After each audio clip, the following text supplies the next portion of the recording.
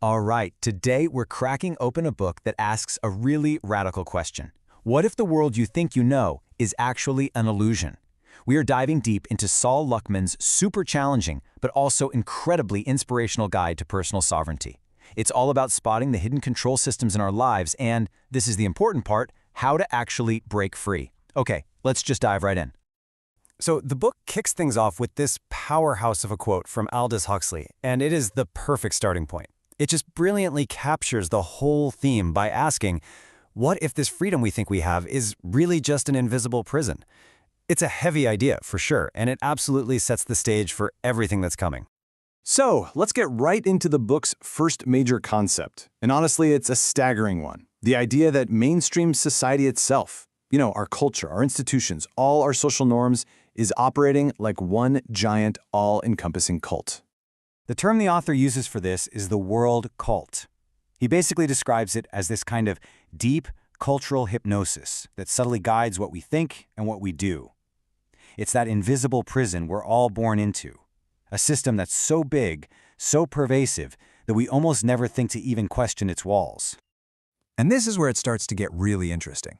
Because the book argues this isn't just about some fringe groups out in the desert. Oh no, it's everywhere. Political parties, financial systems, our social circles, and yeah, get this, even counterculture or so-called truther communities can act just like cults, demanding total conformity and punishing anyone who steps out of line. So that leads to a huge question, right? How could a prison that vast even exist? Well, to answer that, the book goes after our most fundamental assumption of all, the very nature of reality itself. We're taught to see the world as this fixed, objective, material thing where we believe what we see. But the book throws that right out the window. It argues we actually live in a simulated dreamscape, a reality that's totally malleable, where, and this is the key, we see what we believe. Our consciousness isn't just a passenger along for the ride, it's the actual architect of the whole experience. Think of it like this. The book calls our world a simulacrum and says our mind is like a projector. Whatever ideas and beliefs we hold in our consciousness, that's what gets projected onto the screen of our reality. So this isn't some pre-written movie we're all just watching. We're actively writing it, directing it, and starring in it every single moment. Okay, so if we're the creators, who built the prison?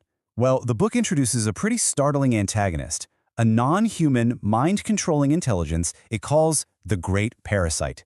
This thing is described as the force at the very top of the world cult, the one orchestrating this whole system of control for its own benefit. And what does this great parasite want? Energy. The book uses this term louche to describe the emotional energy that we humans give off, especially when we're in states of fear, conflict, division, and trauma. From this wild perspective, the world's cults are basically just louche farms, all designed to harvest that precious energy from us. Okay, so if we're living in a prison designed to harvest our energy, how in the world do we get out? The book says the very first step is to recognize the bars of the cell. And here's the kicker. Those bars aren't made of iron. They're made of our most fundamental beliefs. And this is where the book gets really provocative. It argues that the very concept of evil is the single biggest psychological operation, or psyop, ever deployed against humanity. Now, the logic here is that believing in some external evil force automatically turns us into victims. It places all the power outside of ourselves. It forces us into endless conflict, right? Dividing the world into these warring camps of good guys versus bad guys.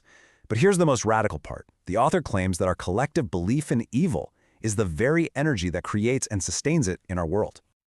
And if that wasn't enough to chew on, the book's next target is our whole concept of truth.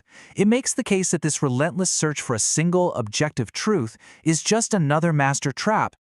This quote just nails the idea perfectly. In a reality that's malleable and based on the observer, the whole concept of one single, fixed truth is an illusion. The book suggests that chasing after it just keeps us running in circles, arguing over which dream is the real one, generating more conflict and more louche, instead of us waking up to our power as the dreamers. So, after deconstructing pretty much everything we thought we knew about reality, the book pivots to a genuinely inspirational and actionable message. It offers a clear escape plan, a path to taking back our personal power and becoming truly sovereign beings. So the first practical step on this path is to look inward and identify what the book calls your personal handlers. Now, these are the specific people, the institutions, and even your own ideas that are keeping you locked in that cult mindset and feeding the system your energy. And this isn't just some vague concept. The book gets incredibly specific. It identifies 33 of the most common categories of these cult handlers that we run into in our daily lives. And trust me, some of them are going to surprise you. I mean, this is how deep the programming goes. The list has the usual suspects, sure, like politicians, but it also has deeply personal and kind of shocking ones. Your parents, your spouse, your doctor, people we're taught to trust without question. Even your favorite truther channel can be a handler. And maybe the most powerful one of all, your own unindividuated self. That part of you that just hasn't woken up to its own creative power yet. So this all builds to a really clear 3-step strategy for taking your power back. First, you identify the cults and handlers. Second, you neutralize their influence by consciously pulling your energy and your attention away from them. And third, and this is the inspirational core of it all, you create. You stop unconsciously building a prison, and you start consciously using your creative power to build the reality you actually want. And this brings us to the book's ultimate conclusion, which really turns this whole cosmic drama into a deeply personal call to action. So the final message here isn't one of fear or paranoia about a world cult. Not at all. It's a message of immense empowerment. It's saying that you are not a helpless victim trapped in some hostile system. You are a powerful consciousness artist, and the entire world is your blank canvas. And that leaves us with this one final, powerful question. It's really a challenge and an invitation all at once. After seeing through the illusion of the prison, after recognizing your own creative power, the only question that really matters is the one the book leaves you with. What will you choose to create next?